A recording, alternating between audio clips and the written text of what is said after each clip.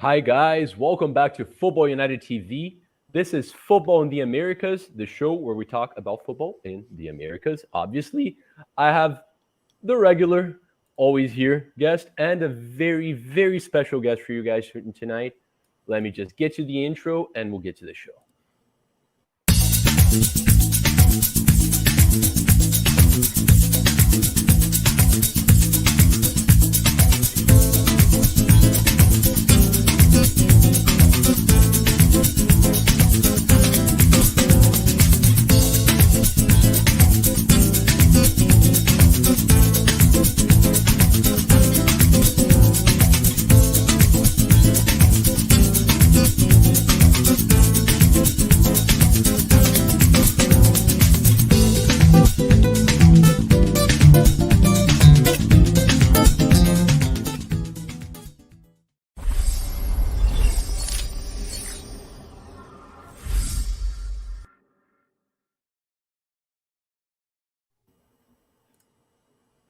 All right, and we are back.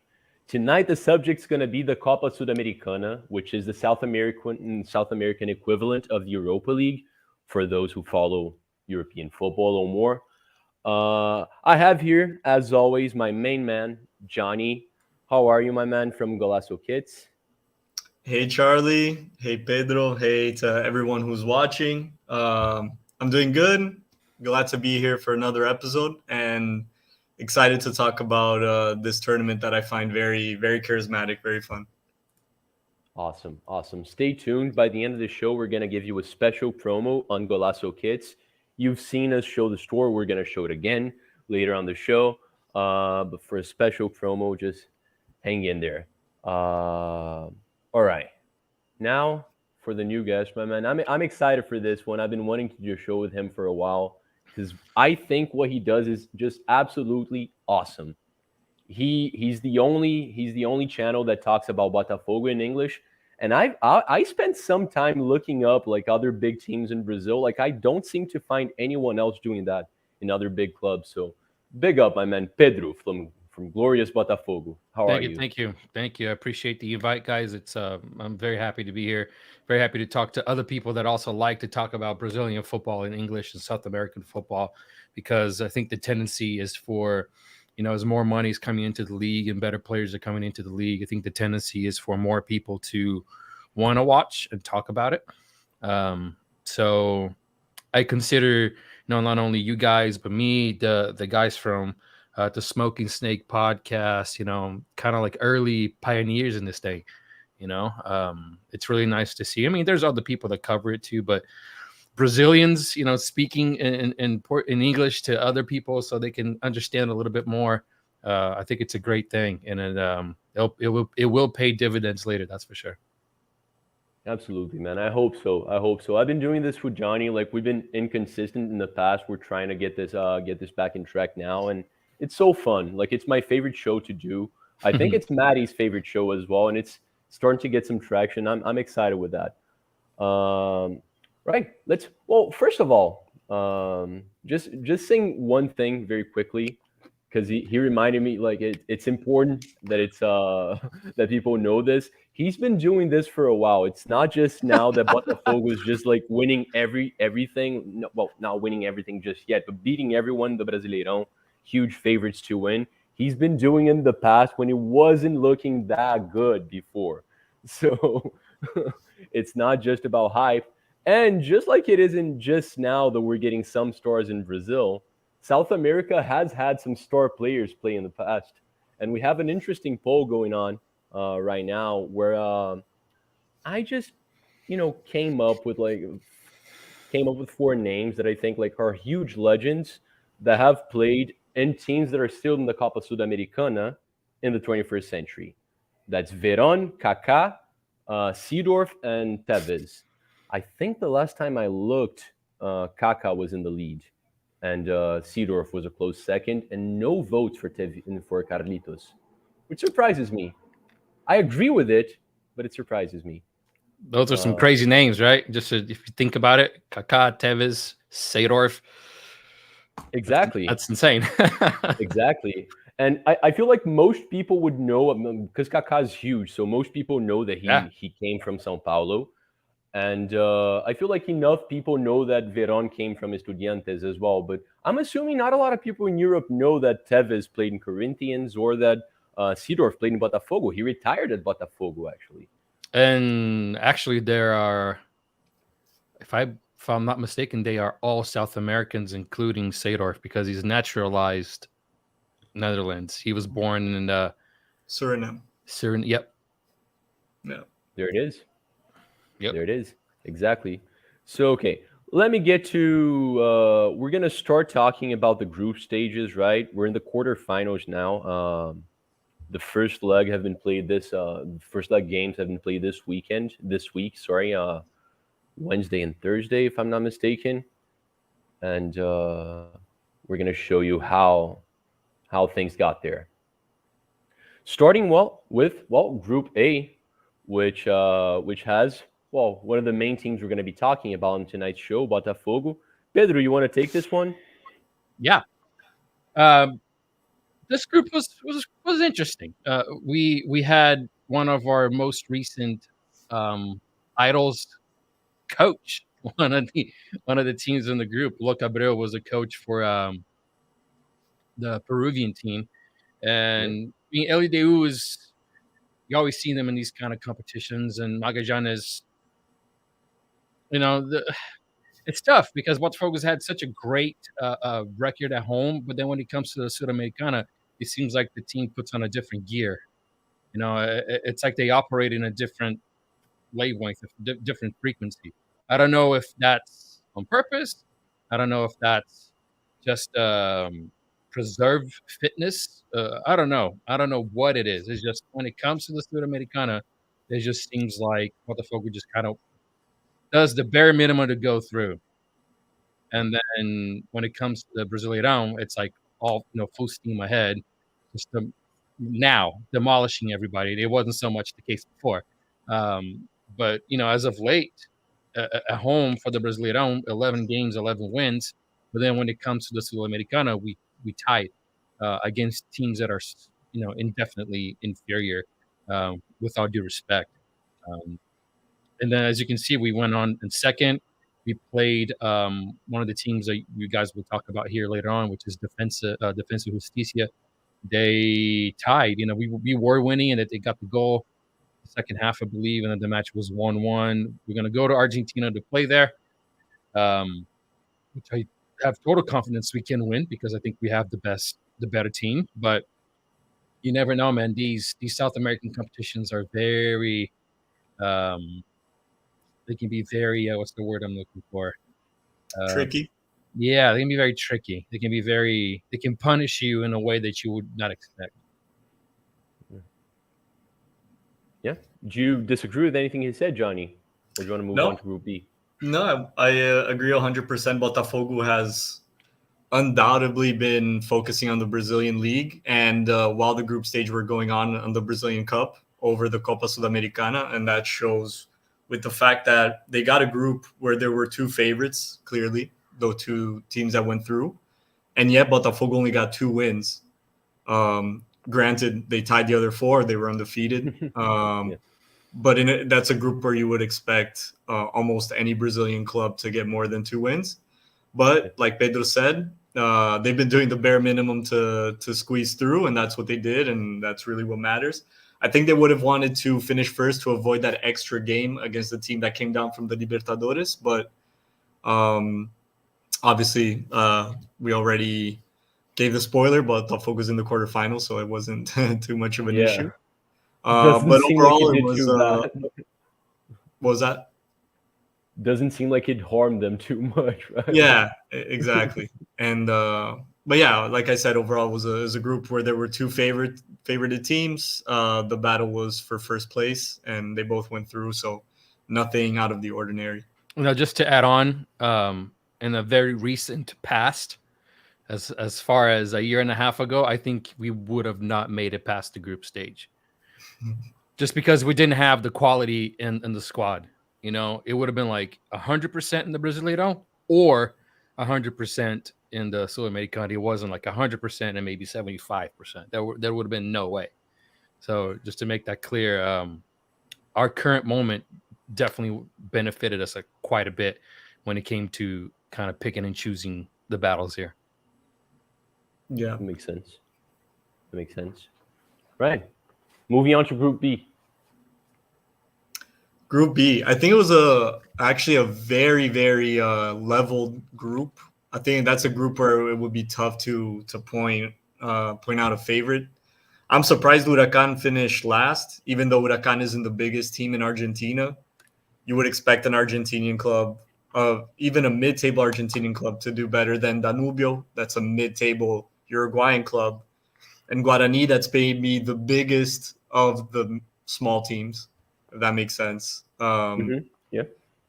So that was kind of a surprise to me. But Guarani is a club that has been frequently been in the Libertadores. So has Emelec. So it's not shocking in any way that they went through.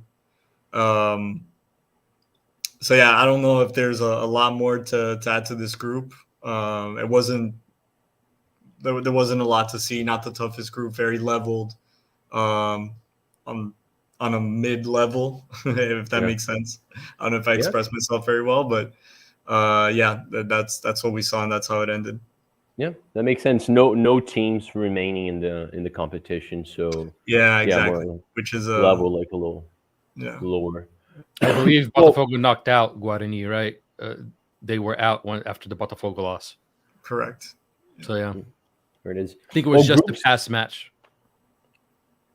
Okay, it was the round of 16. Yeah, I think so. Okay. We'll show you the two rounds before the quarterfinals as well, guys.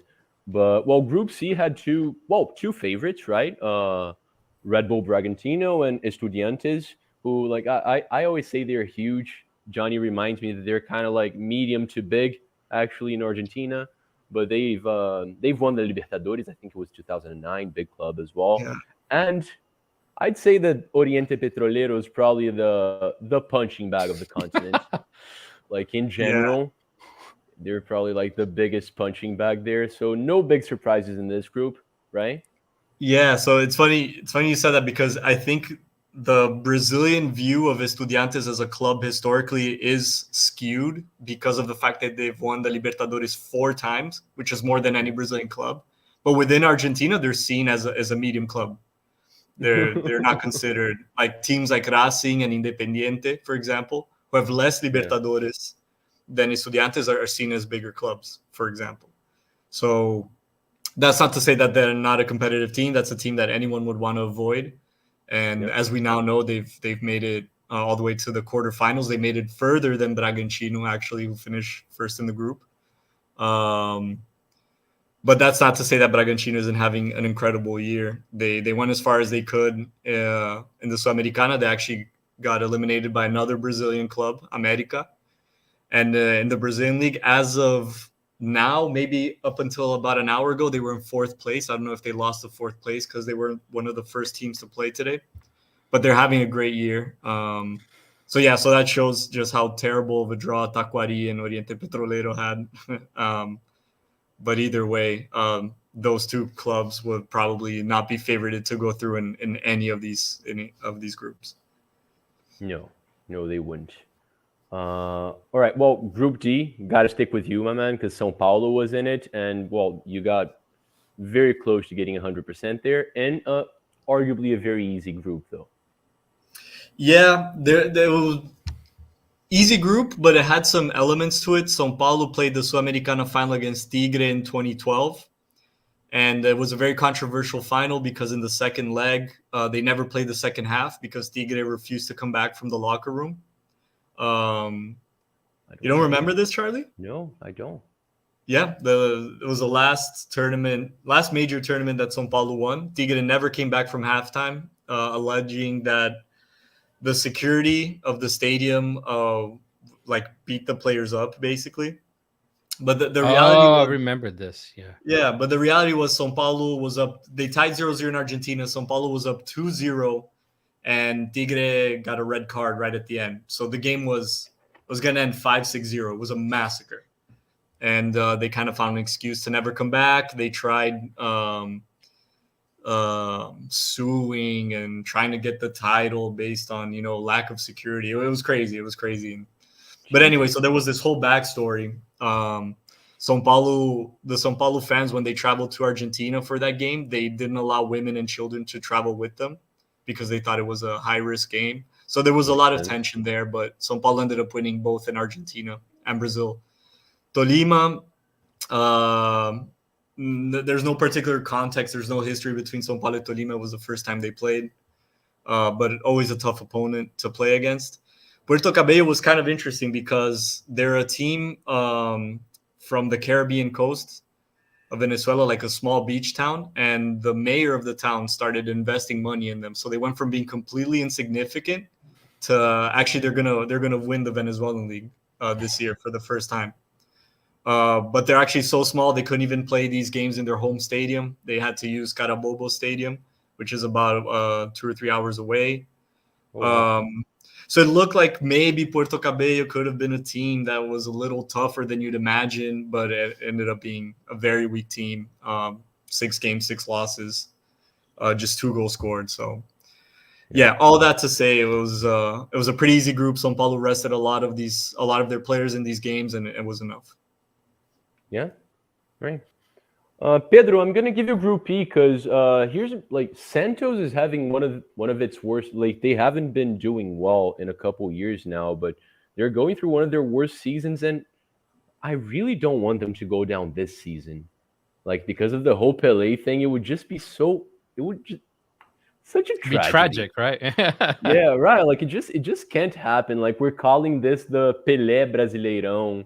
Yeah. It's and they're looking.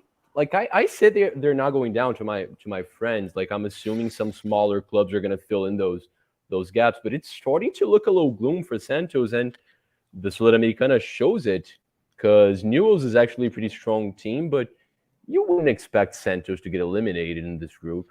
Not in that group. I'm familiar with Newell Old Boys and Audax Italiano. I know them, and obviously I know Santos. So yeah, this is a surprise because actually. Looking at the table here, when I see those 3 losses, I was like, "Oh, yikes!" And then when you look in the Brasileirão, they're in 17th place with 21 points. You got Bahia on top of them, which I think has a better squad overall than Santos and more investment. And then above them, it's Goiás, Internacional, Corinthians, Cruzeiro, São Paulo, Cuiabá. So it's like, where is the room for Santos to recover? Exactly. And then behind them there's Vasco, which is starting to kind of flirt with a little bit of a redemption. But then there's also Curitiba that kind of started, and then América Mineiro beat São Paulo today, if I'm not mistaken. So it's like, who's really gonna make it out of there? So to see them get third here, it is surprising, but at the same time, everything you can see in their season so far, it's not really that surprising. But just name alone, we would have expected Santos to make it out in first, not in third. Exactly. Johnny, you want to just jump in to talk about Blooming, who clearly haven't bloomed yet in the competition? I think you're muted, man. Sorry, I said you were probably dying to say that, weren't you? I was, yes. But yeah, also I think it was very surprising. Santos actually gave Blooming their only tie, their only draw. So yeah, very disappointing. I think it would have been okay to finish second to Newell's, but to be eliminated with only 1 win it was tragic. It was tragic. Obviously, they also rested players, et cetera, but even so. Yeah, exactly. All right, so we go to Group F, where we have 2 clubs. Well, it's our good friend Esteban wasn't here today because he's watching a Millonarios game. I'm not sure if the game's just done or something, but they're playing a derby. They didn't do too well in this group. I'm sure he wouldn't be happy talking about it, but the other 2 teams went on to being in the the quarterfinals, which is the stage we're at in the competition, and one of them is actually facing Botafogo. The only one is kinda out already, but you never know in this competition. But anyone want to talk about this one? Good group, very good group, probably the strongest group in the competition, right? Yeah, I saw from what I saw, Defensa and Justicia play against Botafogo. They showed moments of like being really solid. So was I like really surprised that they got the tie at home? Botafogo's home, yes. But it's not like out of the realm of possibilities.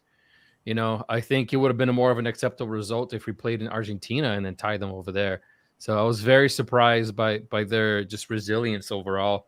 America Mineiros kind of seemed to be focusing on the Sudamericana a little bit. So it wasn't surprising for me to see them in second place. And then the other two, as far as you can say, and as far as I can see from the groups here, it does seem like the more balanced group out of all of them. So yeah, pretty tough group. Yeah, we're gonna spend some minutes later on talking about how poorly Uruguayan football is doing, and like Peñarol getting 0 points. I know it's a tough group, but getting like Peñarol is one of the biggest clubs in the world. Like historically, I know they haven't been like recently, but historically one of the biggest clubs worldwide. 0 points. Look at that goal difference. Like it's sad. It's sad. It truly is. John, you want to touch on that and then go on to Group G? Yeah, there's a couple of things in this group. First, I want to highlight the way that America qualified, because if you look, same record, same points, just 1 goal difference more than Millonarios. And the way that happened was in the last match day, America played against Peñarol away. Peñarol already had 5 losses in 5 games, so it was pretty expected for America to win. Peñarol had completely given up. America won, but it was way tougher than anyone expected. It was like a 2-1 with a last-minute goal. Defensa y Justicia was already qualified, already guaranteed first place, and they needed to beat Millonarios by a 2-goal difference in order for America to go through. And Defensa y Justicia at home beat Millonarios 3-1, also with a last-second goal that gave America the goal difference to go through. It was completely insane. America won their first game in the group and then went 3 games straight winless, as you can see there, loss, tie, loss, and then won the last 2 in the crazy way that I just explained and went through. So absolutely crazy. Halfway through this group, it looked like Millonarios was at least going to go by in second place. And then the second half of this group was complete chaos. Peñarol was completely disappointing. But interestingly enough, they won the Apertura in Uruguay. Uruguay's National League is divided into 2 parts. Peñarol won the first part of the National League. So, which kind of proves our point. Which right? kind of proves our point in a way. Also goes to show how they completely gave up on the Copa Sudamericana. They were focused on doing well in the Uruguayan League to go back to the Libertadores next year. But even so, 6 games, six losses says a lot about the level of the Uruguayan League currently, for sure. Yes, it's embarrassing. By the way, America, like they're not sure I would say a small club in Brazil, because when you think small club in Brazil, you're talking like small, like regional clubs. They're a medium club in Brazil, but like first division clubs, I would argue they're a small regional club. You think they're a small club, America? Definitely. A club that can't put more than 4,000 people per game. Yeah, no, that makes sense. That makes sense. A club that doesn't have fans outside, not even their city, like literally the neighborhood of where they're from. No, they're a small team that has been overperforming in recent years. Yeah, I would agree with that. Because like the thing is, when I say small club in Brazil, I think like Nova Iguaçu. I think those are like minnows. Those are like I'm talking about like those small clubs. So a club that tends to be in the first or second division, immediately I call them medium club. And I think we could have a whole discussion on what criteria you want to use to define that. But just showing like how dominant Brazil is, because it is one of the small. yeah. It's definitely the smallest like international club in Brazil right now. I would say. Well, Bragantino might be smaller, but they have more investment. It's Red Bull, but you have a huge Colombian club and an immense Uruguayan club there. They still managed to go through. Right, going on to the two last groups. We have a Brazilian in each one of them. Yeah. Who So wants to that take was it? another pretty leveled group, I would say. Very traditional Argentinian club, but just like Huracan, I was surprised it did so bad.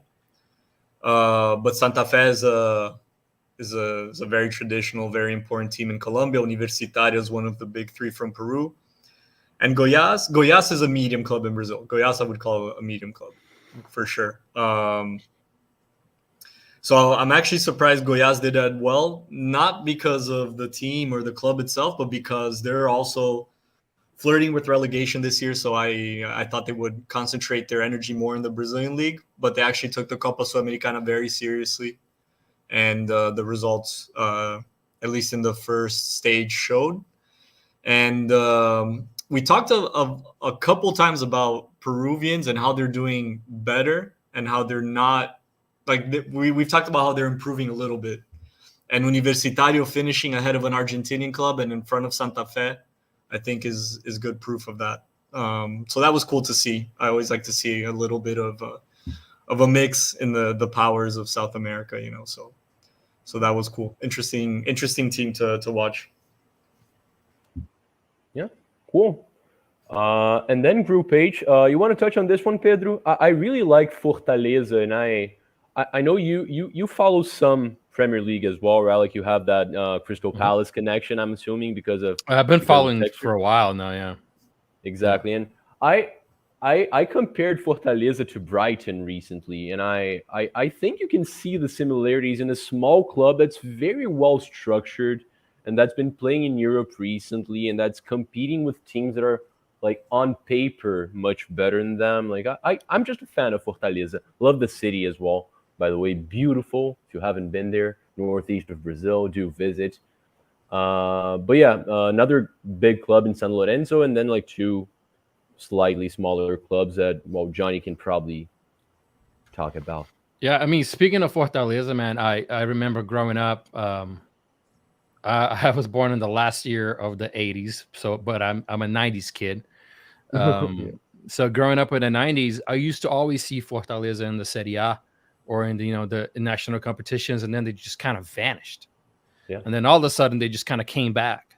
So to me, I've always seen Fortaleza as a team that kind of should be Serie A sort of club, because they have a big local following. I mean, Yeah. huge local following, much bigger than America Mineiro, for example.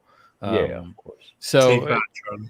I wouldn't argue there. yeah, so they're very very big in the region, and they're doing great the season in the Brasileirão.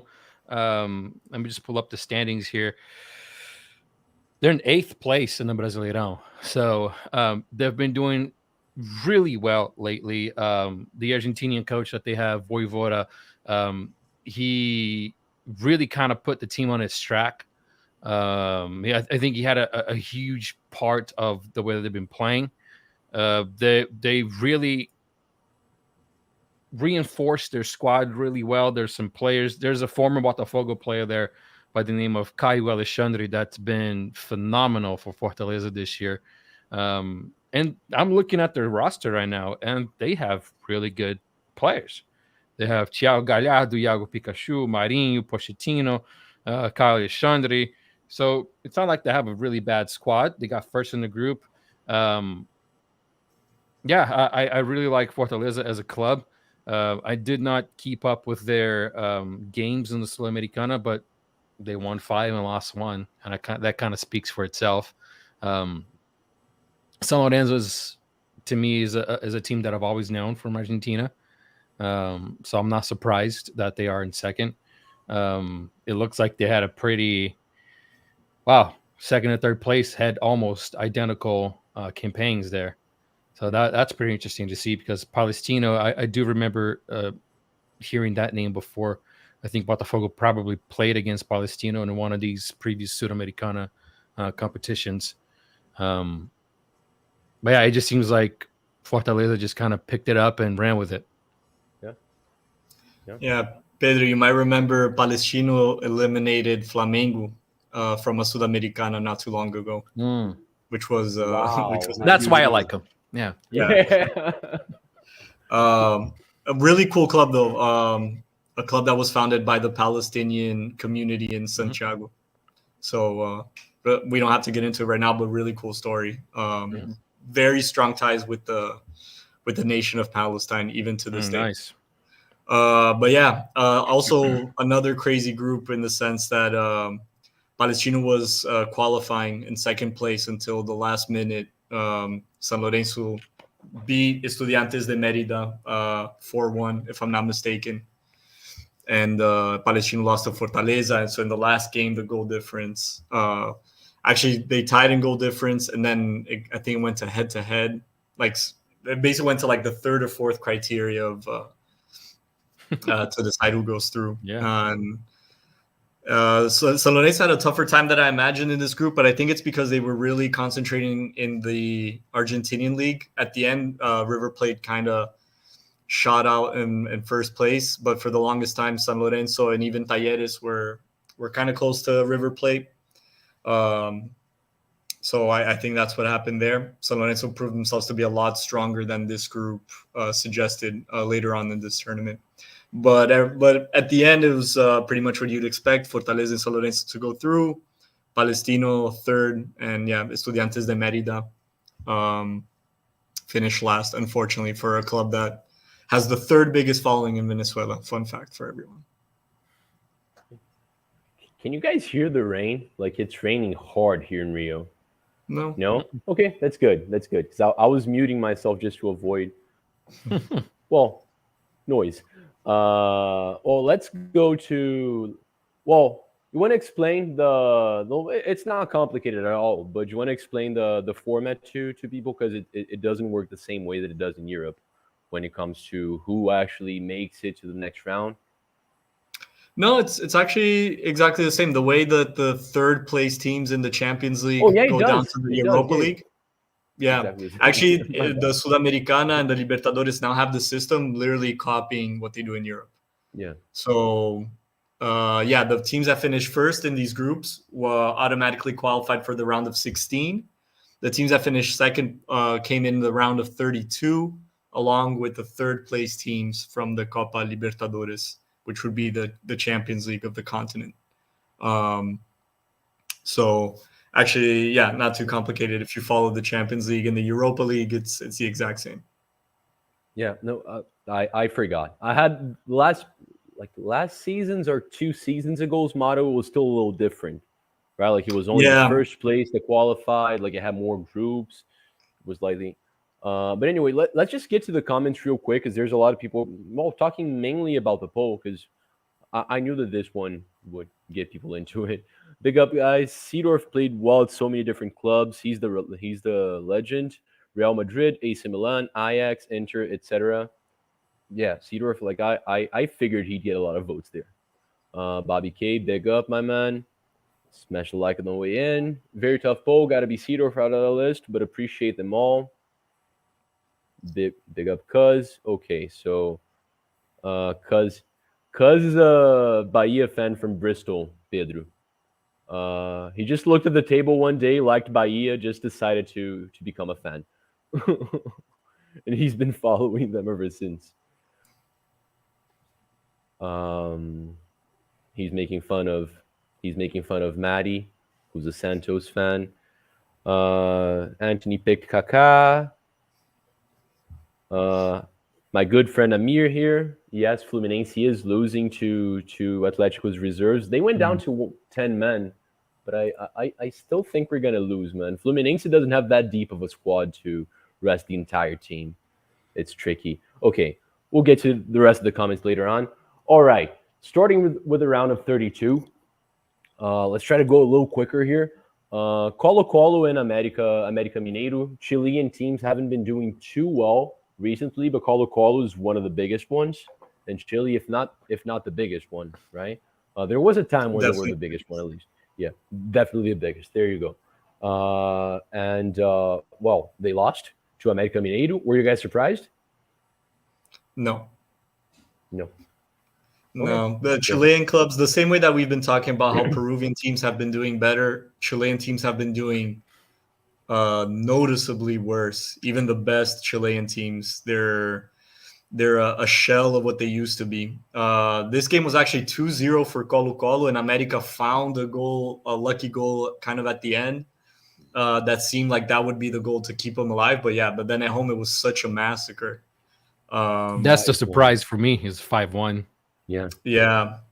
So it's just a shame because Chilean teams for a while were at least the fourth strongest outside of Brazil, Argentina, and Uruguay historically. But today they're in the level of the Bolivian teams, of the Peruvian teams. They're far behind the Ecuadorians, far behind Colombians. Even Paraguayan clubs today are much stronger than the Chileans. So yeah, it's kind of a shame in that sense, but great result for America. Doesn't take away anything for them. It's definitely it was definitely a historic result for them. Yeah, kind of matches with the downfall of the national team as well, right? Because they've had a really successful spell not too long ago, and that generation's almost retiring, getting close to retirement, and like it just hasn't renewed well. My voice just went somewhere, but I can still talk, so it's all good. Sorry. Barcelona de Guayaquil and Estudiantes. It's a big game. My opinion, big game. It is. That could easily be Libertadores like quarterfinal or something. Exactly. Barcelona won the first one in la altura, in the altitude, and but Estudiantes had no problem beating them at home. Was anyone expecting Barcelona to go through here? Actually, just to correct that, Guayaquil, which is where Barcelona is at sea level. Actually, there's no altitude. My bad. Yeah. But it's a common mistake for a lot of clubs in Ecuador. Not all of them play in high altitudes. But no, yeah, it's in theory a pretty evenly matched matchup, especially because Barcelona was the team that came down from the Libertadores, and Estudiantes was the one that we saw in the group stage. But even so, in Argentina, Estudiantes had a thrashing win, and as expected, the Argentinian club came up on top. Yeah, there it is. 100% for the teams that came from the Sudamericana groups thus far, and it stays that way for a while. So Corinthians and Universitario, and Corinthians just likes the drama, right? Like, look at the amount of red cards, but it was like result-wise, it was kind of comfortable. Yeah.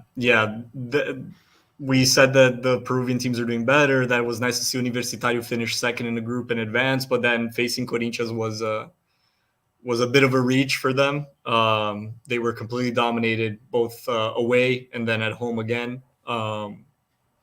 So two expected results. Unfortunately, Corinthians is vastly superior, especially at the time where they played each other. If they had played maybe 2 months prior, it could have been a little bit more even because Corinthians was in a deep crisis end of May.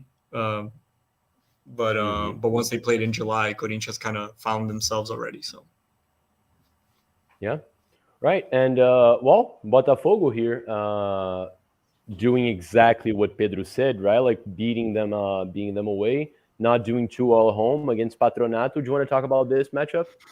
Yeah, that Patronato game was something else. I don't know if you guys are familiar with the Patronato's pitch, but it's absolutely horrendous. It is worse. You take out the worst patch of grass in the Maracanã, and you copy and paste that throughout the entire pitch of Patronato, and that is their pitch. So it was very bad. It was raining, so the ball was barely even moving. Botafogo found 2 goals, and then took it home, and they just kind of managed it. There's nothing really. I mean, the fact that Patronato got a goal at our home was actually kind of very surprising, to be honest. Yeah, I mean, I don't think any Botafogo supporter really expected any other result other than a win or a tie. But yeah, I mean, the difference was pretty noticeable as far as both clubs. So I think there was no surprises there. Was Botafogo resting players for the entire competition, or did they start doing that after the group stages? Because I know that now when they play in the Sudamericana, most of the team are subs, right? Yeah, it's been. I think kind of if I remember correctly, I think the group stages was kind of more like half and half. Okay. The thing is, Botafogo has such a high rotation of the squad. You know, I mean, obviously you have the starters: Lucas Perry, Adrielson Cuesta, Chiquinho Soares, Eduardo, etc. But then the rest of the players, you change one, you change the other. The level doesn't drop too much, except for the right back positions. So the coaches, and it's kind of weird to say that we've had 3 coaches in such a successful year. Yeah. But the coaches have done a good job in rotating the squad well. But when it comes to the Sudamericana, it seems like we use a lot more of what we call the reserves, the substitutes, rather than the starting team. Yeah. And just to give some more context around Patronato, they're actually in the 2nd division right now in Argentina. They won the Argentinian Cup last year and got relegated in the same season. So they actually qualified for the Libertadores while getting relegated. Funny enough, which is something Tigre did, I think, just 2 seasons ago as well. So the Argentinian Cup is very unpredictable. And so they finished 3rd in their group in the Libertadores, came down, faced Botafogo and got eliminated as expected. They're a small team from the countryside of Argentina. So that's why the pitch is terrible. That's pretty much the standard for them.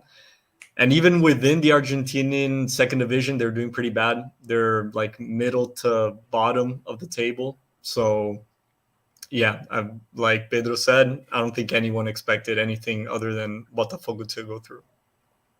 I miss the days where this happened in Brazil. Remember Santo André and Paulista de Jundiaí won 2 years in a row the Copa do Brasil. Yeah.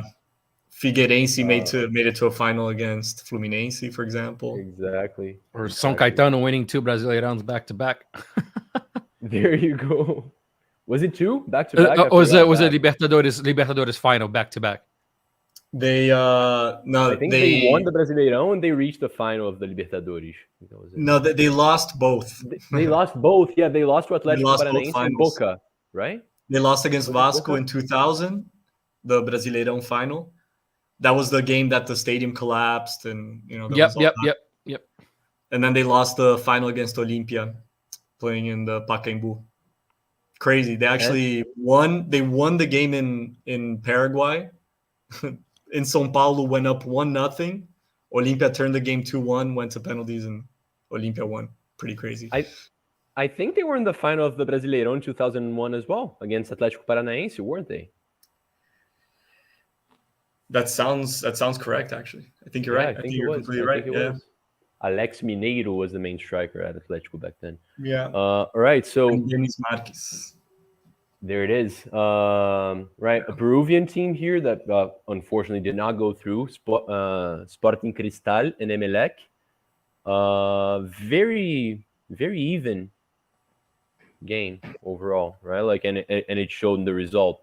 Very lackluster as well. Like, they did the bare minimum for someone to go through there. Want to talk about this one, Johnny? Yeah, not too much to say. Like I said, it's good to see that a Peruvian team at least put up a fight. Emelec is one of the biggest clubs from Ecuador. They actually had just fired their coach around the time of this matchup. Thiago Nunes, for those who remember, who coached Atlético Paranaense and Corinthians. Yeah.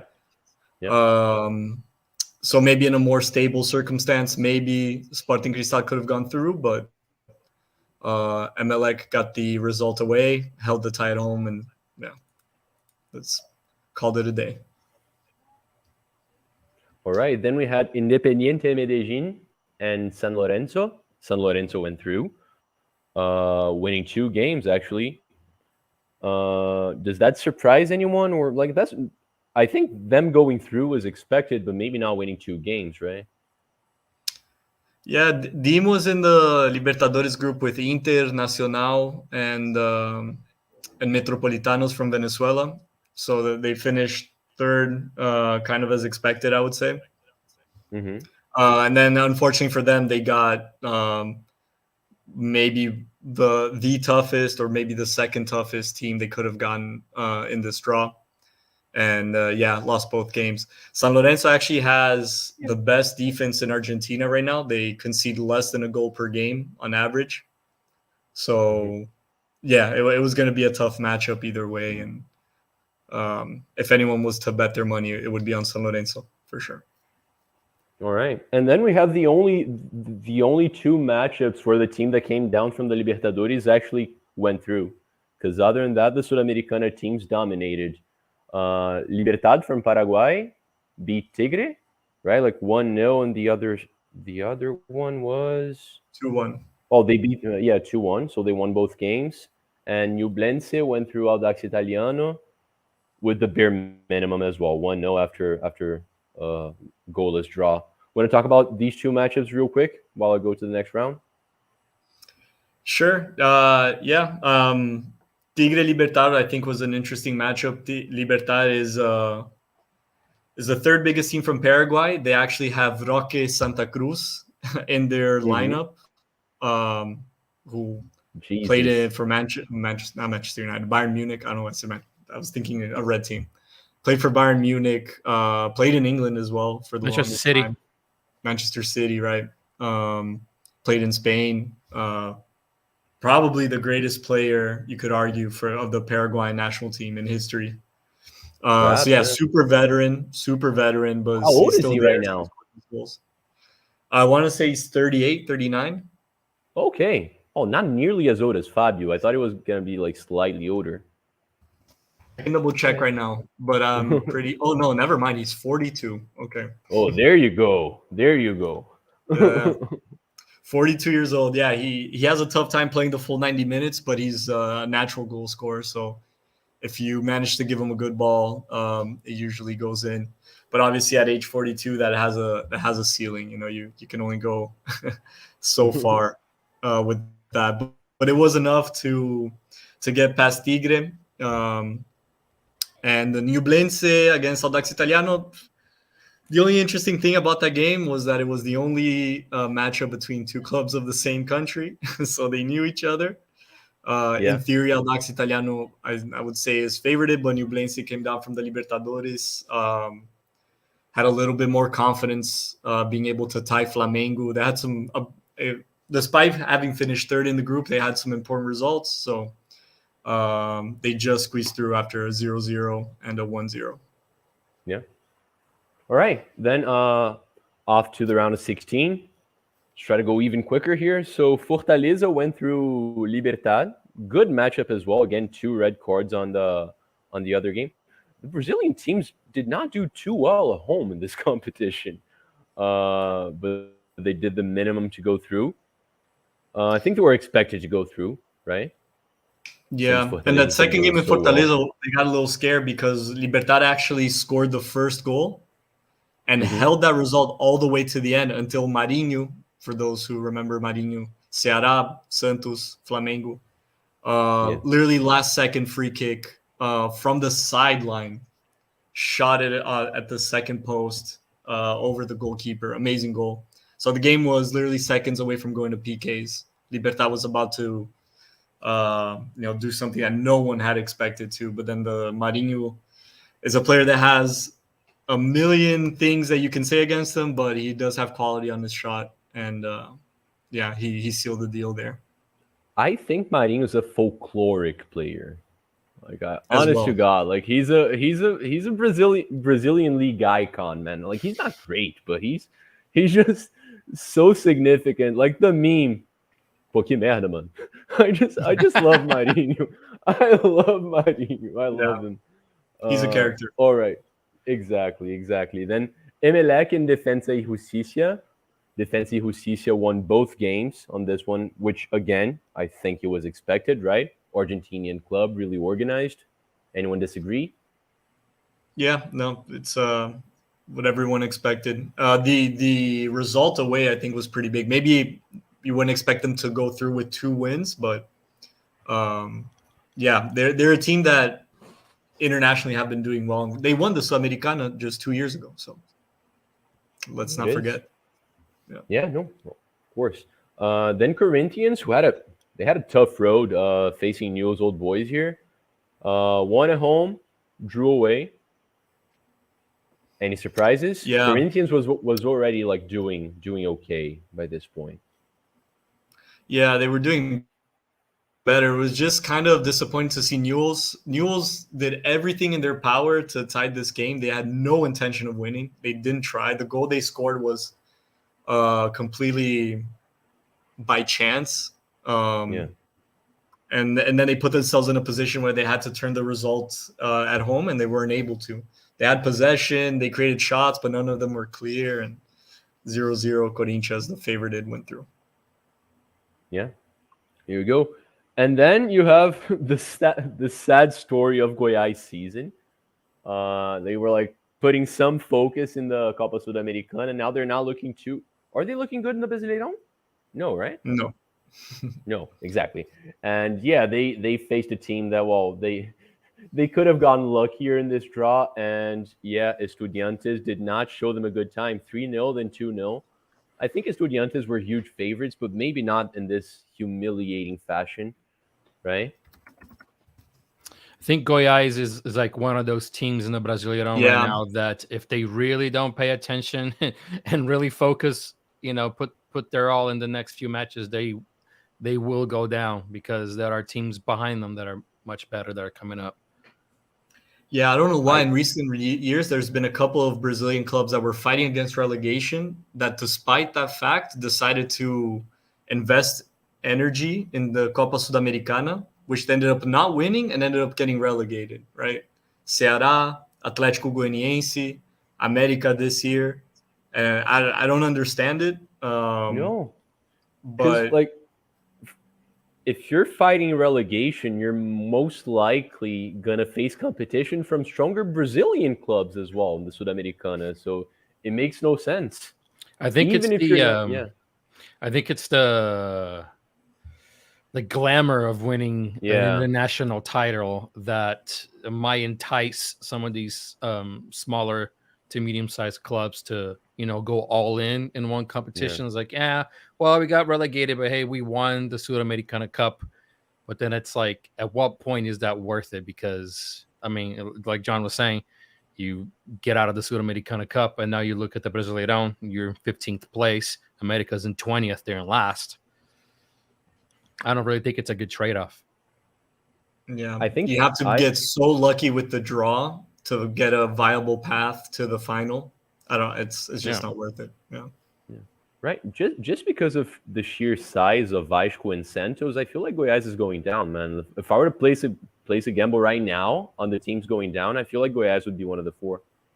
They're in 15th. Yeah. I mean, Vasco has a lot of work to do, right? They have 17 points, and Santos the first of the relegation zone with 21. I mean, that just shows you how bad of a season Vasco, Coritiba, and America have had so far. But I mean, it is possible. I mean, Vasco did invest quite a bit. So yeah, Goiás needs to be careful, because if they don't, they will go down for sure. Yeah. Yeah. Right. Where did I stop? I think it was here. Guarani and Botafogo. You guys won at home there. Yep. Very boring game away. Okay. I mean, gotta be honest. Very boring away game, and we won I at think I was home. watching that one actually. Unfortunately, by the way, We won at I think I home. was watching It's that. Guarani is the club of Botafogo's new wonder kid, Matias Segovia. Um, and I mean, he played against his former club. He did well, but again, it was kind of one of those like it was a different Botafogo than what we had seen from the Brasileirão. You know, as in a different gear. A lot of the players, I think this was the moment where, or probably the match before, where Gatito Fernandes started to become the Sudamericana keeper.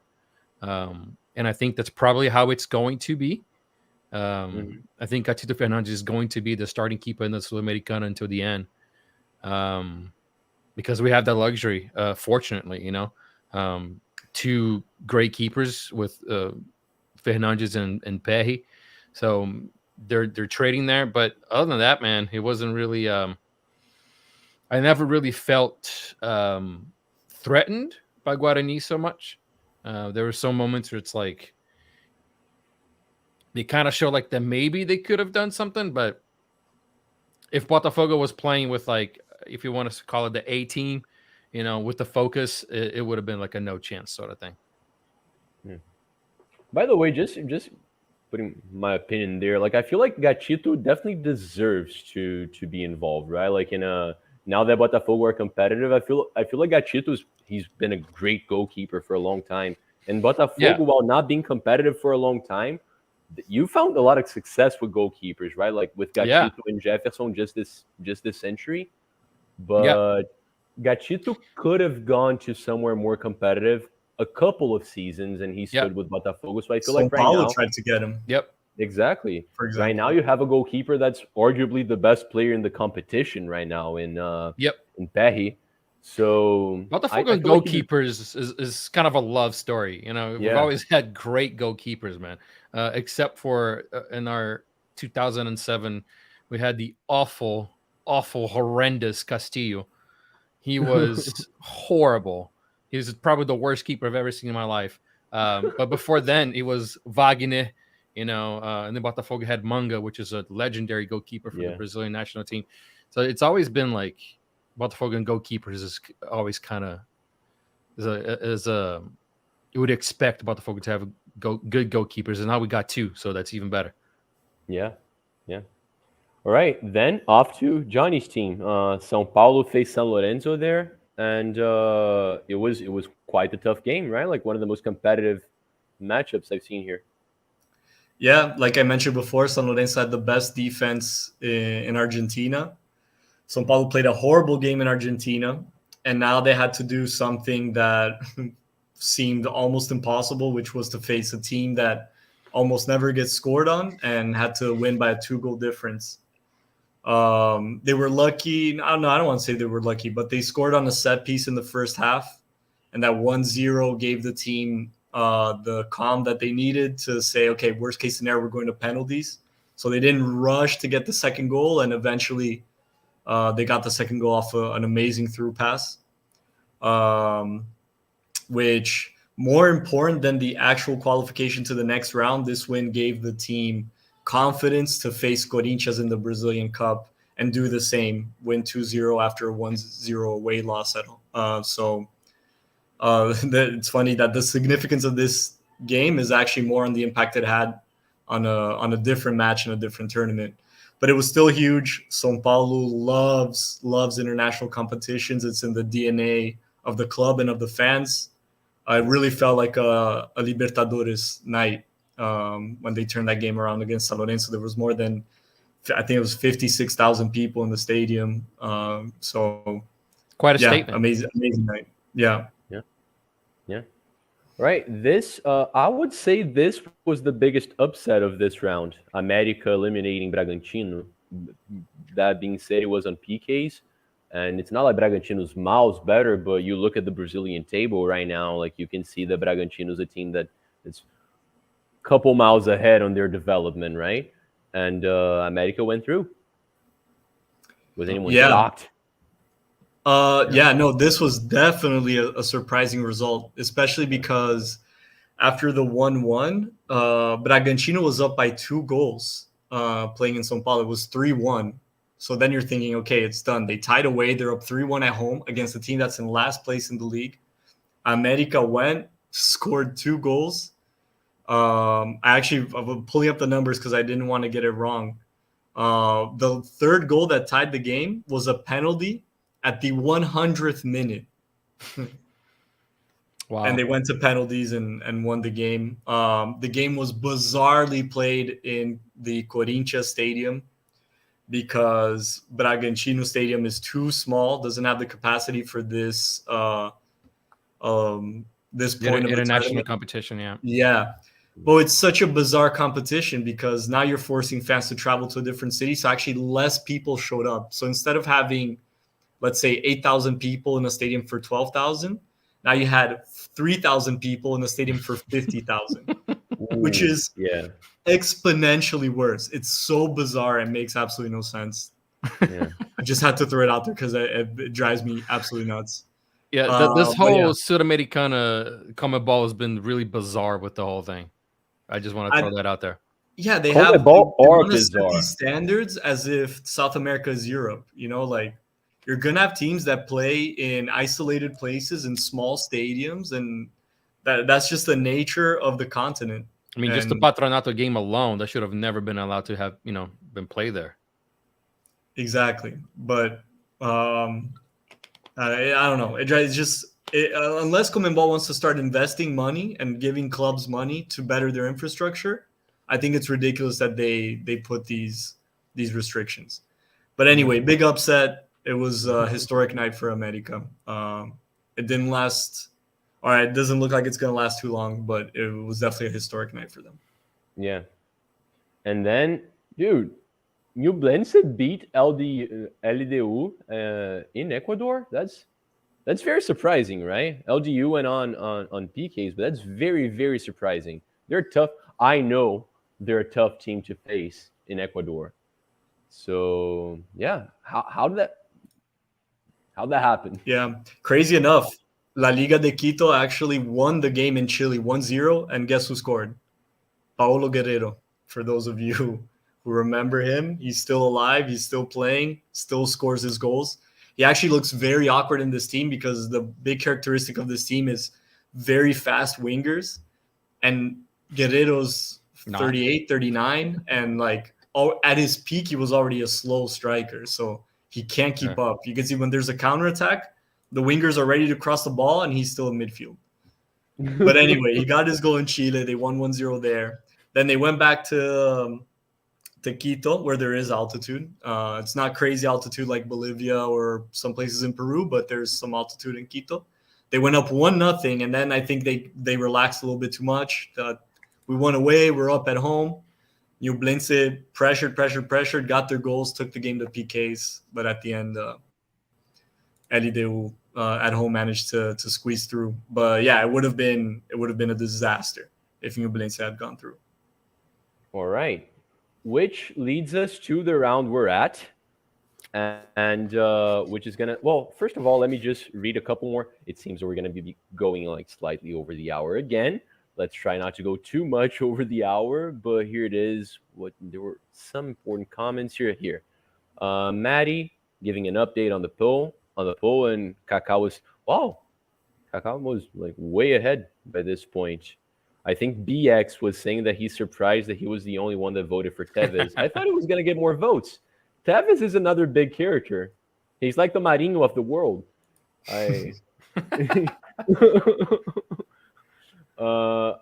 Amir is a Liverpool and Fluminense fan. That's why he probably feels like Fluminense is going to be winning the Libertadores. I'm not as confident as you are, my man. That's what I want to happen. But if I were to place money now, I'd be very surprised if Palmeiras doesn't win this Libertadores. Like very, very surprised. What about you guys? Do you agree? For sure. Exactly. I agree. I mean, if you're looking at Fluminense's starting squad, if everyone is completely 100% healthy, perhaps they can put up a fight. But because I have some very quality players in the Fluminense squad. I mean, some very good players. Yeah, absolutely. Nino's a fantastic center back. André is a fantastic defensive midfielder. I think he's leagues above the Brazilian national competition championship. Yeah. He should be probably playing somewhere in Europe, which probably will happen sometime soon. But I mean, Palmeiras has the depth, right? They have the options, something that Fluminense doesn't have right now. Yeah, I agree with you. I just feel like if we play a final against Palmeiras, I just feel like we stand a really good chance of getting our asses handed to us. just because Abel's so used to that competition, everyone there, our team is more experienced. Our team is more experienced than any other team in the world. Like, we have so many old players. But, you know, like the shirt is just so heavy. And Fluminense just scored, I think. Yeah. Go. But 1-1. yeah, 1-1. But Fluminense playing international games, man, are like, it just seems like we're a small club when it comes to you know, like crunch time. So I wouldn't be too confident there. But, you know, one game, we could do it. Who knows? Hey, you never know, right? That was not an attractive goal, by the way, by Guga. Okay, moving on to, and this actually ties us to one of the topics, which is our totally untrustworthy predictions, because we're going to start talking about the games that are still going to happen. So as I said before, the quarterfinals, the first leg started this week, with the first game being Corinthians beating Estudiantes at home 1-0, which I only saw the highlights there, and I feel like Estudiantes gave Corinthians a lot of problems there, and it wasn't really an easy game. 1-0 like was probably fair. Like, it shouldn't have been a bigger difference, but then again, Corinthians did have other chances that they missed. Who do you guys think is going to go? Do you guys feel like Corinthians is going to be able to hold on to that lead? If I'm going to go with a wild prediction, I'll say it's going to go to PKs and Estudiantes is going to go through.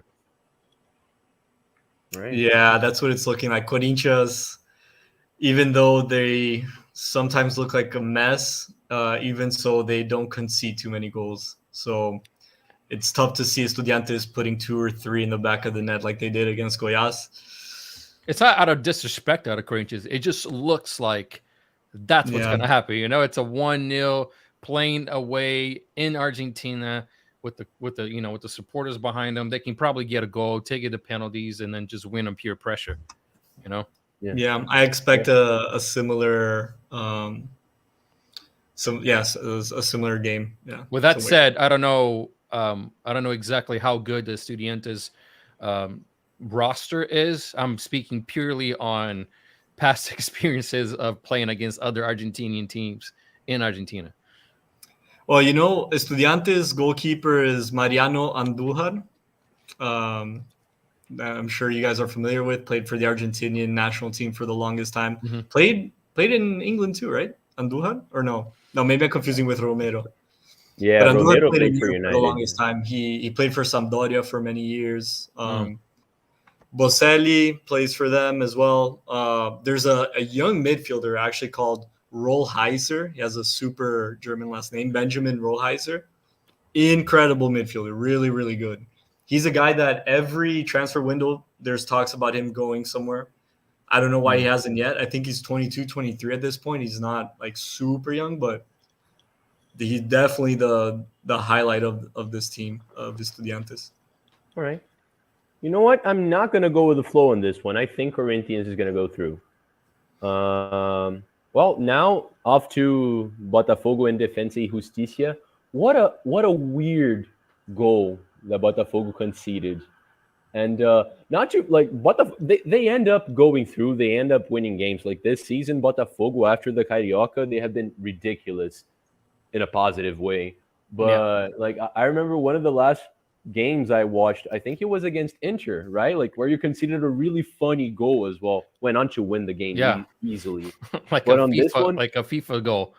Like a FIFA glitch, exactly. Yes. Like that was just weird. And this one was like almost as weird. Like the goalkeeper stopped it, then it hit someone else, then it hit the other defender who was the captain of the team. Then like, went then back, and then the guy on the floor kind of kicked it in. Yeah, but you know that's one of those, like we like to say in Brazil, that result's kind of a lie. You know, it could have easily been a 3-1, 4-1 victory for Botafogo. We just got I agree. unlucky and not as efficient in front of goal as we would have been if it was Chiquinho Suarez in front of goal. Yeah. If it was Chiquinho Suarez in front of goal instead of Mateus Nascimento right there on that 1-on-1, that would have been a goal. You know, another. There was I think it was a Victor Sá to Diego Costa, or somebody tried to pass the ball to somebody because they tried not to be, as we like to say in Brazil, fominha. You know, they didn't want to score the goals from themselves. They wanted to give the pass, but if they would have just shot the ball, they would have scored the goal. You know, so it's like one of those things. Now, like I said, you know, we're gonna go to Argentina against an Argentinian team playing at their home to pressure their supporters, and we're talking about a good Argentinian team. So it could be a very tough match. But I will say this: if Botafogo plays with the same intensity that they're playing in the Brasileirão, we have every chance in the world to get out of there with a victory, because at home it could have been a 4-1 victory for sure. But do you think this is a game where you're going to be playing like Adrielson, or where you're going to be playing Eduardo, where you're going to be playing the main players? Well, I'm looking at the table right now and Palmeiras is up. Can't trust Vasco to do the job because they're losing right now. So if Vasco would have, you know, tied against Palmeiras or at least beat Palmeiras by some miracle, divine intervention, you know, we could have played with the starting team on Wednesday. But because we're going to play Flamengo, it's a derby on the weekend. I think Bruno Lage is going to just say a prayer and trust the people that he's been putting on.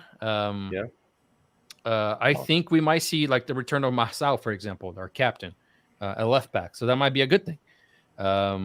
Maybe perhaps, you know, because Botafogo is very we're being very fancy right now. We're relying on a lot of technology and all these like top of the line things to say of players, like a 70% chance of getting an injury versus the other player. So it's all data based, you know.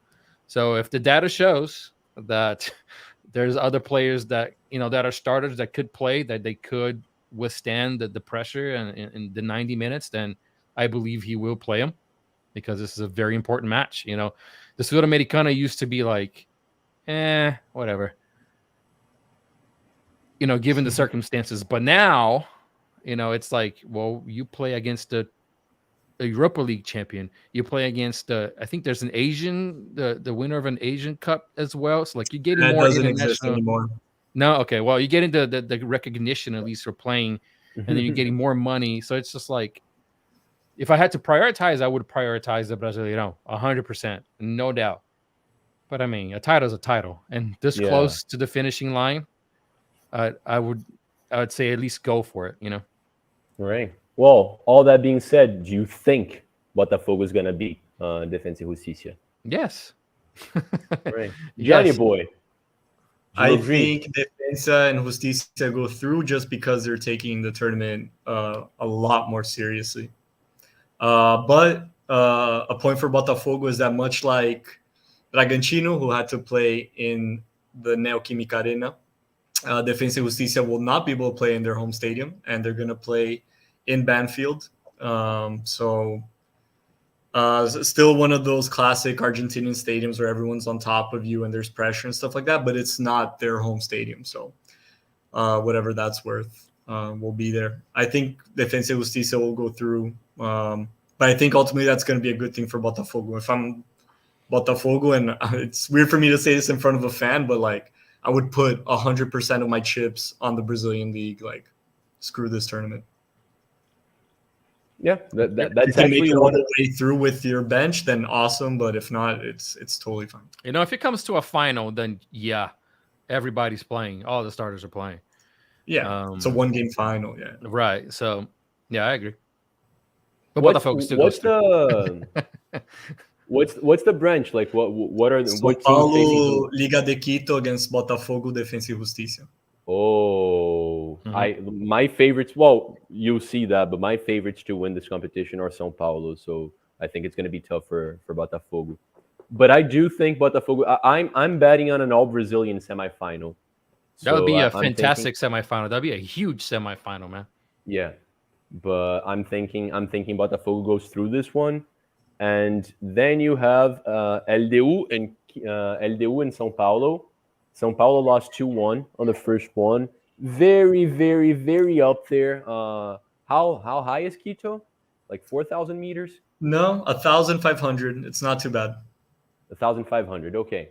Yeah. Well, still It's they can. the way it's been explained by experts, let's say, is that when you go to play in Bolivia and 4,000 meters above sea level, you feel it the second you step off the plane. In Yeah. Quito, you feel it in the second half. That's basically Okay. the difference. Yeah. Okay, got it. Got it. That makes sense. That makes sense. But anyway, I feel like São Paulo are gonna easily turn this around. Maybe you guys don't feel like it's that easily, but does anyone think LDU is gonna go through here? I think Lightning has to strike in the same place for the third time. It would be the third straight elimination game that São Paulo lost by 1 goal difference away, that they would have to win by a 2 goal difference at home. It happened twice in a row, and now they're going for three. If it was any other team except for mine, I would say just statistically I would bet against it. but you got to believe. I believe. I believe. Yeah. São Paulo is just vastly superior. Like, to be Yeah. honest, at home they should be. Yeah. Pedro, do you agree? Sorry, I was muted. Yeah, I agree. I think Sao Paulo goes through. All right. And then, well, the easiest one to call, right? Because Fortaleza beat America 3-1 away from home. They're a much better side, a side that's not worried in the Brasileirão. Well, they know it's important. Fluminense scored again. They're winning. Okay. But I know that, well, they want to get to the Libertadores. I think 8th place is actually like the last Libertadores spot usually in Brasileirão season. So they still have a lot to do in the Brasileirão, but they're not worried, right? Like they can rest like one player or two. America cannot. So yeah, they're not looking good for America there. By far the most like defined match already. It's done. It's done. It would be Exactly. quite an upset. Yeah, exactly. So, okay. I think we only went with different answers on the first two, so we can try to go like Botafogo and São Paulo. Who goes through? That's a tough question to ask about Botafoguense and São Paulo. It is. Yeah. Actually, Charlie, let's just skip to you. Break the tie. We already know. There you go. Man, like it very easy and kind of sitting on the fence by saying this, but if you guys play each other in the Brasileirão, I know Botafogo is winning the game. I know it. But in the Sudamericana, I feel like São Paulo is winning it, and I feel like São Paulo is winning the competition. And I'd go as far as this would have been one of the subjects. I don't think we're going to have time for it. I'd go as to show that in the very few games that Lucas Moura has played thus far, he's been the best player in the country. So I feel like he's a man on a mission. I feel like he's going to win the Copa Sudamericana and maybe even the Copa do Brasil. Like it's gonna be an interesting game against Flamengo. And that matchup, I think it would come down to how well does Botafogo play at home. Sure. You know, because like I said, in the Brasileirão, it's 11 matches and 11 wins. You know, we haven't lost yet at home, so could that happen? Obviously, that can happen. You know what I mean? But how if Botafogo just comes in and puts an incredible display at home, if it's the first match, then things become a little harder for São Paulo if they have to take away a big goal deficit. But if it's like a 1-1 or a 0-0 at the Newton Santos, if they play, then São Paulo becomes a clear favorite at home. Yeah, I think an even bigger factor is how big is Botafogo's lead once these games are played in the Brazilian league? Because let's say a disaster happens and the lead went from 11 or 12 points down to 7. I don't know. All of a sudden you start caring even less about the Sudamericana. You know what I mean? If it's still 11, 12 points, then you can play around a little bit. I think that's what it really comes down to.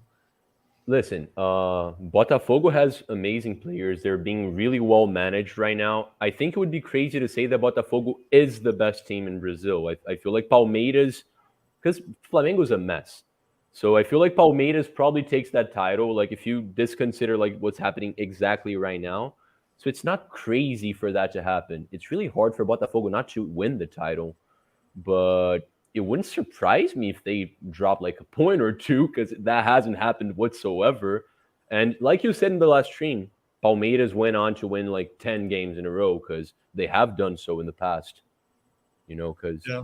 so yeah, it's a huge lead right now. But yeah, Botafogo do have to watch out. But I don't know. I just be enjoying myself right now, which I'm as sure long is as what Botafogo does their part, I think Yeah. this is, it's going to be manageable as long as the club does the part, as long as the players do their job.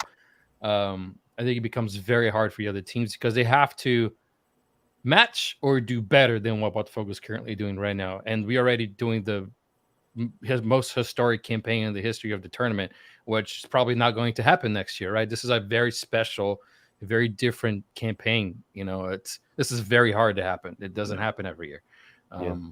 So yeah, I would be royally pissed if we lost this title. This year for sure. Well, we disagreed on the other semifinal, but I just want to ask, like, who do you guys feel like is going to be the other final seed there? Are you going with Estudiantes, Fortaleza, and Estudiantes goes to the final. Okay. I guess I see that. Yeah. I'm going completely against Tide here. I'm thinking I said Corinthians go through, right? But I think Fortaleza beats Corinthians and Fortaleza goes to the final. And even though I think São Paulo is gonna win the title, I'd be so much happier if Fortaleza won it. Like that's just so cool. I love Johnny. Have no problem with São Paulo whatsoever. But Fortaleza winning the Sudamericana, that's just awesome. Historic. It's just one more title for São Paulo. It's a huge title for Fortaleza. Yeah. It would be the first international title for a team of the Brazilian Northeast. It would be historic. Yeah, there it is. Are you kidding me? Vitor Roque just scored 2-2. That makes sense. That tracks. Kid's crazy. So those are our predictions. Well, did we say the champion? Do you guys think Estudiantes takes it then? No, São Paulo. I think the champion comes out of Botafogo or São Paulo. That makes sense. It does have that anticipated final feel. It does. All right. Yeah, but you get an Argentinian club in a one-game final. You can never you can never exclude them. So it's I don't know. I also thought São Paulo was gonna be Del Valle last year. So. All right. Yeah. Well, now we have a couple of topics here. I think we're going to be able to skip through a couple of them, like this all Brazilian semifinals. I feel like we touched on that. I feel like that's going to happen. You guys don't think so, but we still put a Brazilian as favorite to win the thing. Well, before we get to the final topics here, we're going to try to be fast. Let me just show you our sponsors real quick. Our sponsors at Golasso Kits. Let me put up the website. Johnny, you want to talk about your awesome online store here? Yeah, for those who are watching for the first time and aren't familiar, golassokits.com, as it's showing right there on your screen. We're a vintage soccer jersey store. We have over 5,000 items from all over the world, anything from Real Madrid to second division in Congo, and that's not an exaggeration. We also have jerseys of almost all the clubs we talked about, lots of South American kids. We ship worldwide, so it doesn't matter where you're watching from, our jerseys will get to you. And we have a special promo code for you guys. If you use F.I.T.A. Suda, just like it says right there, F.I.T.A. SUDA, all caps all together, you get 15% off your entire order. And check it out. There's something there for everyone. If you're a fan, if you collect, I'm suspect, but I'm very biased, but it's a very cool website. I'm sure you guys will enjoy it. I think you just created a major problem in my marriage.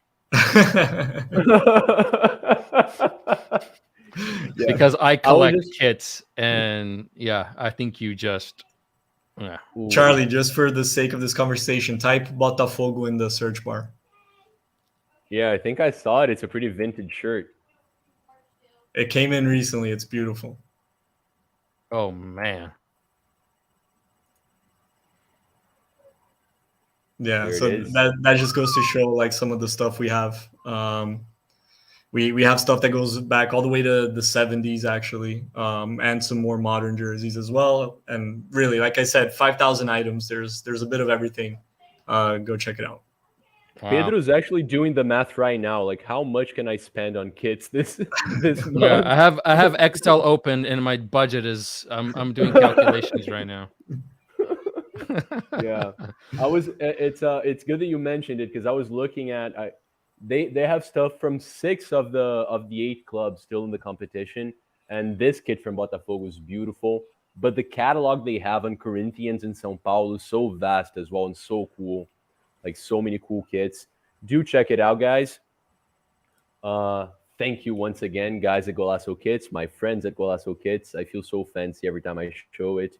And all right, let's get to this is the main topic I want to talk about because I want to take advantage of Pedro being here. And he's touched on this already. We've all touched on this already. But I wanted to go, first of all, just very quickly, I want to ask, like, how surprised are you of the success of Botafogo? I know that like Botafogo being like doing well is not as surprising for like big followers of Botafogo as it is to most people. But them being in first this way, because I feel like most Botafogo fans were expecting like 7th, maybe 6th place when the competition began, which would have been good, I'm assuming. But you guys are So the plan last year was to stay up, right? Because it was yeah, a year where John Texter came in, he started investing all this money, nobody knew what was going to happen. yeah, We got Luis Castro. We literally had a very precarious setting when it came to training grounds and all that stuff. So the goal was to stay up. Well, we almost made it to the Libertadores last year, right? It came down to the very last fixture of the Brasileirão. And then this year, it was like, okay, if we almost made it to the Libertadores last year, let's try to make it to the Libertadores. So the plan was to be within that sweet zone, 4th and 8th, because anywhere in that zone right there, you can make it. there you go. But and by the way that the season started, we weren't even sure if that was going to happen because we had a horrific start to the start of the season. But then the team just gelled together, man. I don't know exactly how else to explain it. The team just gelled together. The players, they didn't even have to ask for the pass. They already knew the teammate was already there. It's one of those where it flows so well, and it really is. It's always cliche to say, "Oh, it's a family here," and blah blah blah, yada yada, kumbaya. But it's really, it really is. Yeah. You see these players hanging out at the mall, taking pictures and posting it on Instagram. And you see players going to church together or playing video games. There's a clip that went viral on X, Twitter, of Chiquinho Suarez and Cheche playing Call of Duty. Just talking mad crap. Just going at it. And Chiquinho sucks, and he knows he sucks. But he's like, I'm sorry, guys, I'm bringing you down. They're like, nah, man, it's okay. It's cool. It's really cool to see, this type of friendship, which is translating into the pitch, which I think is the main difference this year, because also the scouting department deserves a big up in this, because they are doing an incredible job. I mean, who would have thought that Chiquinho Suarez would have been the best player of the tournament, or Lucas Perry, or Eduardo, which is insane, unbelievable player. He was playing in Saudi Arabia. He's like an icon over there. And then he comes to Brazil and he's like, who is this guy? And the only thing I know about him is that he's the son-in-law of Bebeto, which is a Botafogo legend. So it's just like, okay, well, I guess that's cool. But then he comes in and he's doing great, And then he got Adrielson, which is insane, man. Adrielson is something else. I don't know if you guys have watched a lot of Botafogo matches, but if you can just keep an eye on Adrielson, he is unreal. He's one of the best center backs I have ever seen in the club. He's unreal. So I don't know. It's a combination of things. It's a combination. And interestingly and oddly enough, there's a lot of Botafogo supporters playing for the club. There's a lot of players in the squad right now that grew up being Botafogo supporters, and they openly talk about it. There's pictures of them as little kids wearing the jersey and birthday parties and that kind of stuff. So it's really cool to see, and it's a very special year. So if I had to try to explain what's going on, that'd be my best explanation. Yeah, no, I get it, my man. I think we're talking about it last week, and I think Mateo disagreed with us, but Johnny and I both said that it's probably the biggest upset in the Brasileirão era, right? Like since it was a league back in 2003, I think it's the most surprising champion. Because I don't know if I'll call it upset. I just think it's the most surprising performance. Just the way that it's happening. You know, if it was like Palmeiras 40 points and Botafogo 41, nobody would be saying Botafogo be champions. Yeah. You know, nobody would be saying that. But Botafogo is currently, well, the match is now over. So it's an 11-point difference. It was 14 or 13 before the fixture started, which is still a lot of points. 11 points is a lot. It's the most surprising performance just by the way that it's happening. I would expect something like this 2 years from now, if things would gone, exponentially increase in the way that it's been increasing. I would have expected this maybe 2 to maybe 4 years from now, not now. The fact that it's happening now, it's surprising. Well, I'm not even going to bother asking too much about the double glory because, I think you think that Botafogo is going to win the Sudamericana too, or at least you have a mixture of hoping and thinking that works out. So, in the best of possibilities, yeah, I would love for that to happen. But you spoke about 2 years down the line, and I see some Botafogo fans being worried about how John Textor is going to structure that ownership, if he's going to use it, if he's going to sell the players right away. And there's very solid rumors of Adrielso and Lucas Perry leaving it at the end of the season already, which is something that happens in Brazil. Doesn't really matter if you have a rich owner or not, that happens. But him taking them to his team as well in Lyon. How do you see the curve staying up, or do you feel like it's this year is kind of lying to you when it comes to the big picture? This year is definitely an outlier year, right? If you're looking at a chart, the chart goes like this, Botafogo is all the way up here. So I don't mind. I don't know if mind is the right word. If John Textor takes Lucas Perry and Adrielson to Lyon at the end of the season, because I'd rather them go there than to go to Besiktas or something and then not do well. And then Flamengo or Palmeiras or São Paulo goes and snatches them up the very next season and brings them to Brazil, and then they perform absolutely awesome again. Because if that's the case, if they go to Europe and they don't do well, guess what? They are at Lyon. It's not very hard to bring them right back to Botafogo. Yeah. So I think that's the good thing about the multi-club ownership, because they can go to Crystal Palace and play the Premier League. It's one of those things that entices players. You could go play in Vasco if you want, but you can come play for Botafogo, and if you do well, the next year in the Premier League for sure. Yeah, but the downside for the club itself is a player like Jefinho, for example, has 3 good months and leaves instead of. That is correct. And I was thinking about that the other day. Jefinho was doing well, he left, and there was a lot of, even for myself, a lot of questioning. What's going on? Is it a loan? You just sell him? Is he coming back? What's the deal? But then he's with the money of Jefinho, we'll come and we'll bring equal or better players. And if he hadn't stayed true to his word, I would have been that dude's full of crap. He's lying. He's not staying true to his word. But then he went ahead and got Diego Hernandez, Matias Segovia, Mateo Ponte, which is a U20 World Cup champion, So he is bringing players, you know. So if he wasn't doing that, I would have been like, man, screw this guy. And, you know, bring me my old Botafogo back, even though we weren't winning anything. But, you know, again, if he's taking players out, he's better put players back in, right?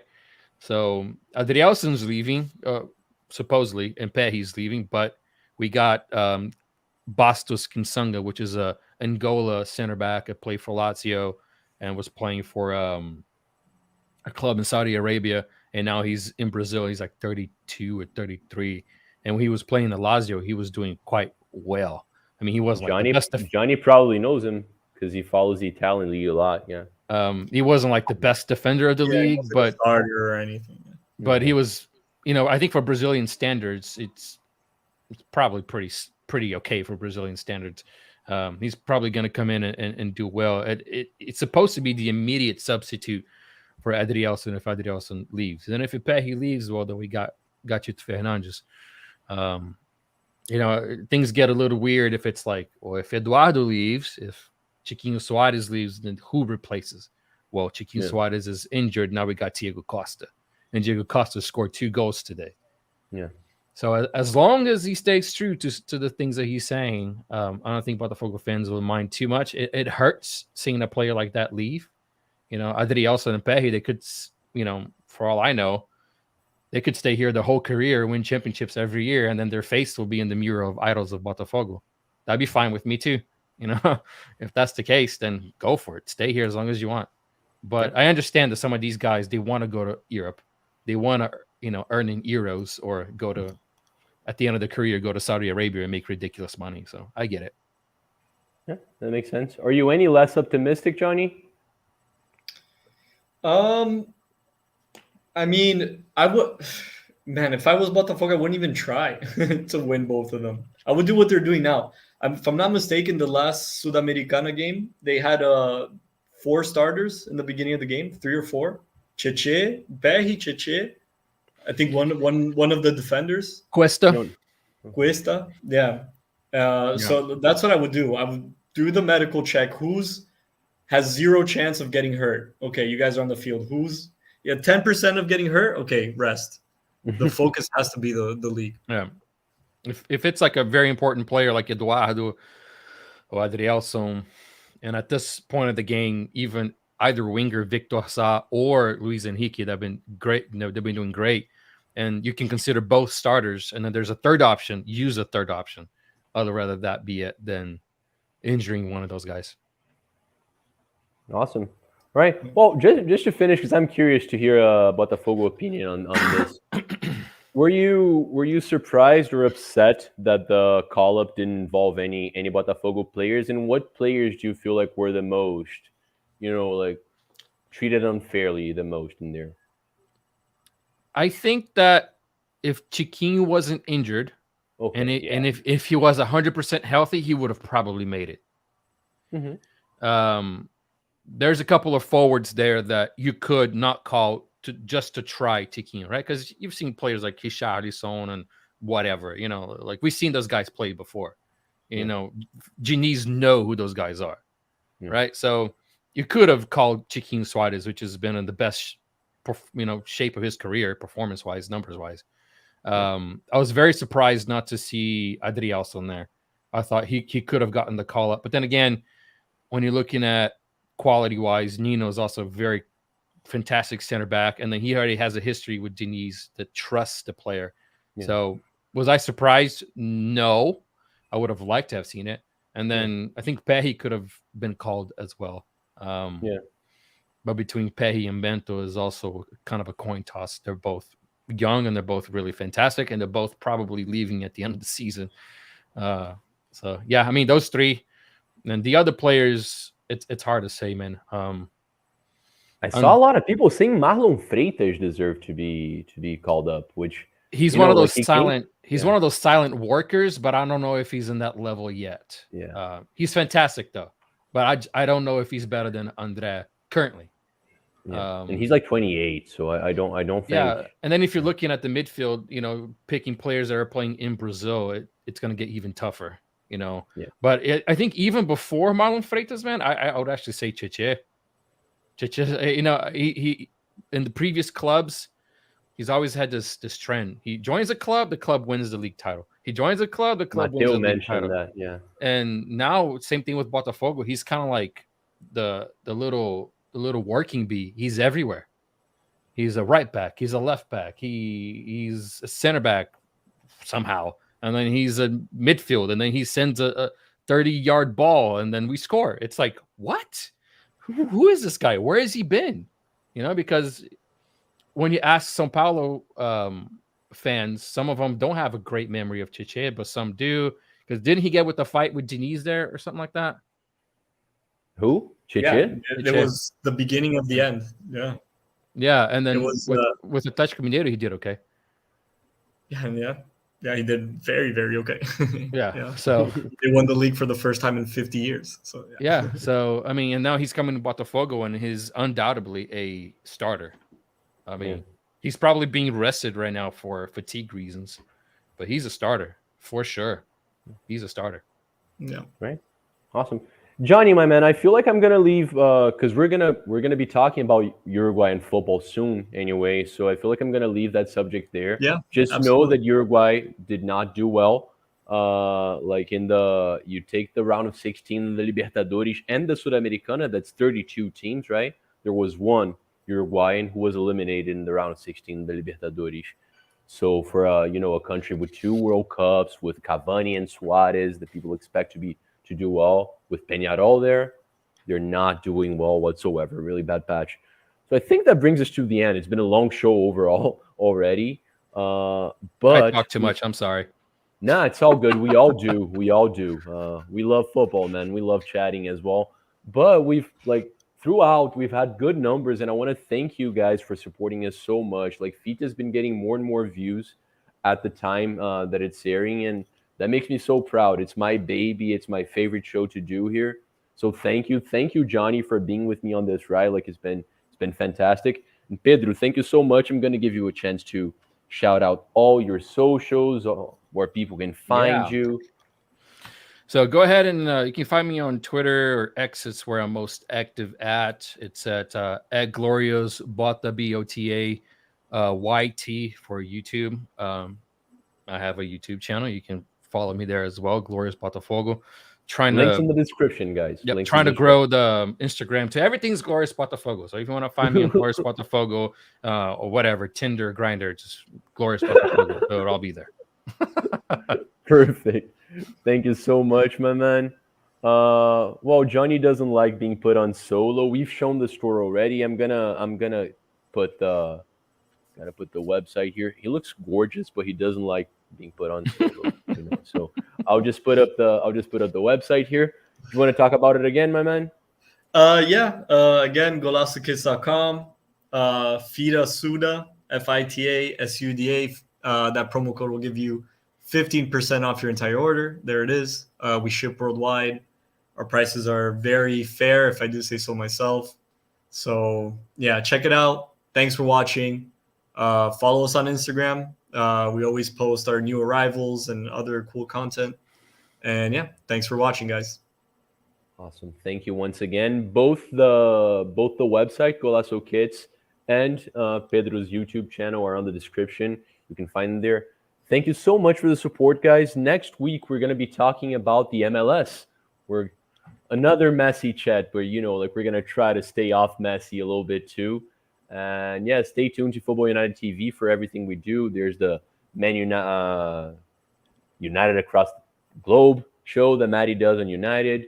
Gunners from all corners. We're doing a combined one because United and Arsenal are playing each other next weekend. So yeah, stay tuned to everything. Follow Football United TV on X as well, at Football United TV. And follow me on Instagram if you choose to, at CharlieMiller93. And that's it. Thank you so much. Let me find the outro. Ciao.